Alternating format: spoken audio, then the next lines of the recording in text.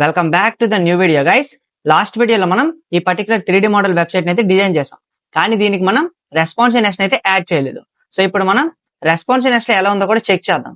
Like చూడొచ్చు, మనకి small devices లో అసలు రెస్పాన్సివ్నెస్ అయితే లేదు కదా, లైక్ మనకి చూడడానికి కూడా అంత బాగాలేదు. సో మనం డివైస్ ని కూడా చేంజ్ చేద్దాం. లైక్ చూడొచ్చు, స్మాల్ డివైసెస్ లో కూడా అసలు బాగాలేదు. సో ఇప్పుడు మనం దీనికి రెస్పాన్సివ్నెస్ యాడ్ చేయాలంటే మనం బ్రేక్ పాయింట్స్ అయితే యూజ్ చేయాలి. ఎందులో? సిఎస్ఎస్ లో. సో ఇప్పుడు మనం బ్రేక్ పాయింట్స్ యూజ్ చేసి ఈ పర్టికులర్ 3D మోడల్ వెబ్సైట్ కి రెస్పాన్సివ్నెస్ అయితే యాడ్ చేద్దాం. అండ్ ఇక లేట్ చేయకుండా మనం VS కోడ్ ఓపెన్ చేద్దాం. అండ్ ఇప్పుడు మనం ఎండింగ్ లోకి వెళ్ళిపోయి @media query యూజ్ చేద్దాం. దీనిలో మనం మ్యాక్స్ విత్ ని స్టార్టింగ్ 1200px అని అనుకుందాం. అండ్ మన ఫస్ట్ బ్రేక్ పాయింట్ వచ్చేసి 1200px. అండ్ ఇప్పుడు మనం కోడ్ ఒకసారి పెట్టుకుందాం. సో సింపుల్ గా దీన్ని మినిమైజ్ చేద్దాం అండ్ వెబ్సైట్ ఇంకో సైడ్ పెట్టుకుందాం. అండ్ ఇప్పుడు మనం ఇన్స్పెక్ట్ చేసి దీన్ని మనం సింపుల్ గా iPad Pro లో అయితే పెడదాం. అండ్ ఇప్పుడు మనం చూస్తూ దీనికి రెస్పాన్సివ్నెస్ అయితే యాడ్ చేద్దాం. సో మన ఫస్ట్ బ్రేక్ పాయింట్ 1200px కాబట్టి దీనిలో మనం .navbar ని టార్గెట్ చేద్దాం. దీనిలో మనం సింపుల్ గా ప్యాడింగ్ ని 0px అలానే 20px అని అనుకుందాం. సో మనకి స్టార్టింగ్ navbar అయితే ప్యాడింగ్ యాడ్ చేసాం. అలానే ఇప్పుడు మనం నేమ్ ని టార్గెట్ చేసి ఇక్కడ మనం ఫాంట్ సైజ్ ని 25px అని చెప్దాం. సో మనం లోగో సైజ్ అయితే తగ్గించాం, లైక్ మీరు లెఫ్ట్ సైడ్ చూడొచ్చు. అలానే ఇప్పుడు మనం ఇంకో దీన్ని కూడా టార్గెట్ చేయాలి కాబట్టి ఇప్పుడు మనం .compo class ని టార్గెట్ చేద్దాం. ఇక్కడ కాంపో అంటే ఈ పర్టికులర్ కాంపోనెంట్ నేమ్స్ ఉన్నాయి కదా మనకి టాప్ లో, లైక్ ఫీచర్స్, రిసోర్సెస్ అని ఆ పర్టికులర్ కాంపోనెంట్ నేమ్స్. అండ్ ఇక్కడ మనం సింపుల్ గా విడ్త్ ని మెన్షన్ చేసి దీనిలో మనం ఒక 45% అని చెప్దాం. సో ఇప్పుడు మనం చూడొచ్చు అన్ని నీట్ గా అయితే ఆక్యుపై చేసుకున్నాయి. అండ్ ఇప్పుడు మనం హీరో సెక్షన్ ని టార్గెట్ చేసి దీనిలో మనం గ్యాప్ ని 30px కి అయితే ఇంక్రీజ్ చేద్దాం. సో ఇప్పుడు మనకి ఈ లెఫ్ట్ సైడ్ ఉన్నది కదా, ఈ కంటెంట్ లో మనకి గ్యాప్ కొంచెం ఇంక్రీజ్ కూడా అయింది. అండ్ ఇప్పుడు మనం హీరోలో ఉండే నేమ్స్ ని కూడా టార్గెట్ చేయాలి కాబట్టి ఫస్ట్ దీన్ని మనం నేమ్ 2 అనుకున్నాం. సో నేమ్ 2 ని టార్గెట్ చేసి ఇక్కడ మనం విడ్త్ ని మెన్షన్ చేద్దాం. సో దీన్ని మనం సింపుల్ గా 100% కి అయితే సెట్ చేద్దాం. సో ఇప్పుడు ఇది 100% అయితే ఆక్యుపై చేసుకుంది. అలానే ఇప్పుడు మనం నేమ్ 3 ని టార్గెట్ చేద్దాం. ఇక్కడ నేమ్ 3 అంటే ఈ బాటమ్ కంటెంట్ ఉంది కదా, ఆ పర్టికులర్ కంటెంట్. దీంట్లో కూడా విడ్త్ ని సెట్ చేయాలి కాబట్టి ఈ పర్టికులర్ నేమ్ 3 విడ్త్ ని మనం సింపుల్ గా 70% అని అనుకుందాం. సో దీనికి కూడా మనం 70% విడ్త్ అయితే యాడ్ చేసాం. లైక్ లెఫ్ట్ సైడ్ చూడొచ్చు, చూడడానికి కూడా బాగుంది. అండ్ ఇప్పుడు మనకి రిమైనింగ్ ఏముంది? రిమైనింగ్ మనకి ఈ పర్టికులర్ 3D మోడల్ ఉంది కదా, సో ఈ 3D మోడల్ ఇప్పుడు మనం స్టైల్ కూడా చేయాలి, లైక్ బాటమ్ లో అడ్జస్ట్ అయ్యేటట్లు. దానికోసం ఇప్పుడు మనం .d మోడల్ ని టార్గెట్ చేద్దాం. ఇక్కడ మనం రైట్ యూజ్ చేసి దీన్ని మనం 0px అని చెప్దాం.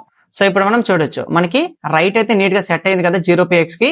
అండ్ ఇప్పుడు మనం టాప్ ను కూడా టార్గెట్ చేయాలి కాబట్టి టాప్ ను కూడా టార్గెట్ చేసి టాప్ ను మనం ఒక 150px అని చెప్దాం.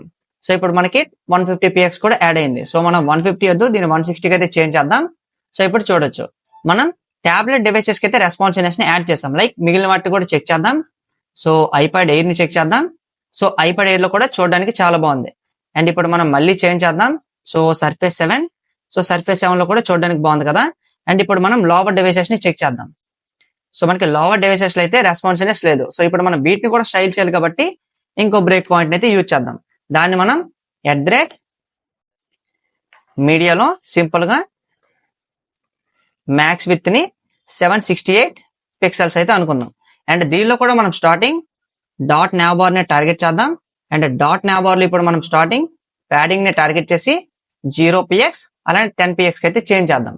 అండ్ ఇప్పుడు మనం కిందన .compo class ని టార్గెట్ చేసి ఇక్కడ మనం సింపుల్ గా విజిబిలిటీ ని హిడెన్ చేసేద్దాం. సో ఇప్పుడు మనకి కాంపోనెంట్ నేమ్స్ కూడా అరేంజ్ అయిపోయాయి, లైక్ చూడొచ్చు.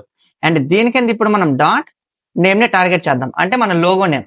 దీంట్లో మనం ఫాంట్ సైజ్ ని సింపుల్ గా 20px అని చెప్దాం.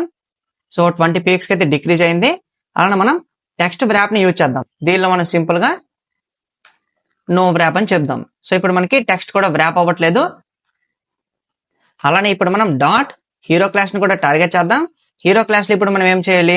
సింపుల్ గా మన గ్యాప్ ని యూజ్ చేసి దీన్ని మనం మళ్ళీ 20px కి సెట్ చేద్దాం. సో మనకి 20px కి సెట్ అయింది.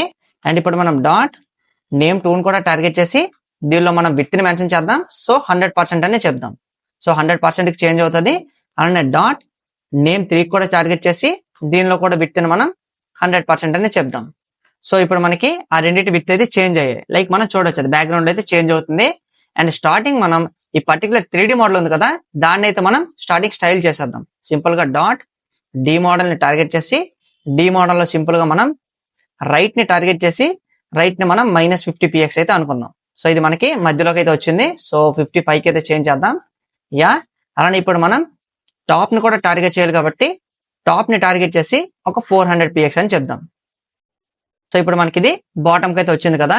అండ్ ఇప్పుడు మనం లాన్ ఉండే కంటెంట్ ఫాంట్ సైజెస్ ని కూడా తగ్గించాలి. సో వాటిని కూడా తగ్గించాలి కాబట్టి నేమ్ 2 లో మనం ఫాంట్ సైజ్ ని సింపుల్ గా టార్గెట్ చేసి ఒక 30 px అని చెప్దాం. సో 30 మరి చిన్నది అయిపోతుంది. సో 40కి అయితే చేంజ్ చేద్దాం. యా ఇప్పుడు చూడడానికి బాగుంది. అలానే ఇప్పుడు మనం హీరోలోకి వచ్చేసి ఇక్కడ మనం ప్యాడింగ్ టాప్ ని టార్గెట్ చేయాలి. అండ్ ప్యాడింగ్ టాప్ ని మనం ఇక్కడ సింపుల్ గా 20 px అని చెప్దాం. సో ఇప్పుడు మనకి 20 px వచ్చింది. సో 20 వద్దు, దీన్ని మనం ఒక 30 px అనుకుందాం. అలానే ఇప్పుడు మనం డాట్ బీటీఎన్ కూడా టార్గెట్ చేద్దాం. అండ్ బీటీఎన్ లో ఇప్పుడు మనం ప్యాడింగ్ ఇద్దాం. సో ప్యాడింగ్ ని 5 px అలానే 13 px కి చేంజ్ చేద్దాం. సో ఇప్పుడు మనకి బటన్స్ అయితే డిక్రీజ్ అయ్యాయి, లైక్ స్ట్రింక్ అయ్యాయి, లైక్ చూడొచ్చు. అండ్ దీనిలో కూడా ఇప్పుడు మనం టెక్స్ట్ వ్రాప్ ని యూజ్ చేద్దాం.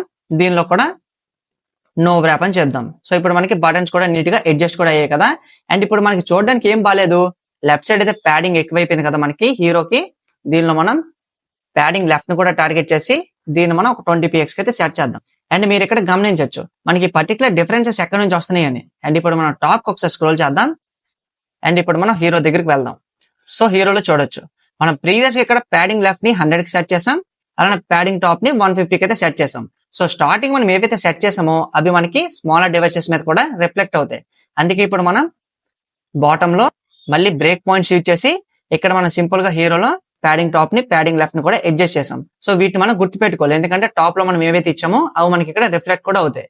అండ్ ఇప్పుడు మనం చూడొచ్చు, చూడడానికి చాలా బాగుంది కదా. సో మనం స్మాలర్ డివైసెస్ లో కూడా రెస్పాన్సివ్నెస్ యాడ్ చేసాం. అండ్ మనం మిగిలిన డివైసెస్ లో కూడా ఎలా వర్క్ అవుతుందో చెక్ చేద్దాం. సో ఐఫోన్ ఎక్స్ఆర్ లో చూడడానికి ఎలా ఉంటది అండ్ చూడడానికి కూడా బాగుంది. అలానే మనం ఐపాడ్ ఎయిర్ ని కూడా చెక్ చేద్దాం. సో ఐపాడ్ ఎయిర్ లో మనకి చూడడానికి ఎలా ఉంటుంది, సో చూడడానికి బాగుంది. అండ్ ఐపాడ్ ప్రో కూడా చేంజ్ చేద్దాం. సో దీనిలో కూడా చూడడానికి బాగుంది. అలానే మన సర్ఫేస్ ప్రో 7 కూడా చెక్ చేద్దాం. సో మన అన్ని డివైసెస్ లో అయితే రెస్పాన్సివ్నెస్ అయితే చాలా నీట్ గా వర్క్ అవుతుంది.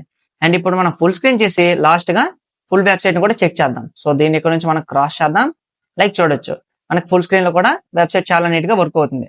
అండ్ ఇప్పుడు మనం క్రియేట్ చేసిన ఈ రెస్పాన్సివ్ బ్రేక్ పాయింట్స్ ని నేను డిస్క్రిప్షన్ లో కూడా పెడతాను. ఒకవేళ వీలైతే మీరు డిస్క్రిప్షన్ నుంచి కూడా చెక్ చేయండి. Thank you for watching and see you in the next video guys.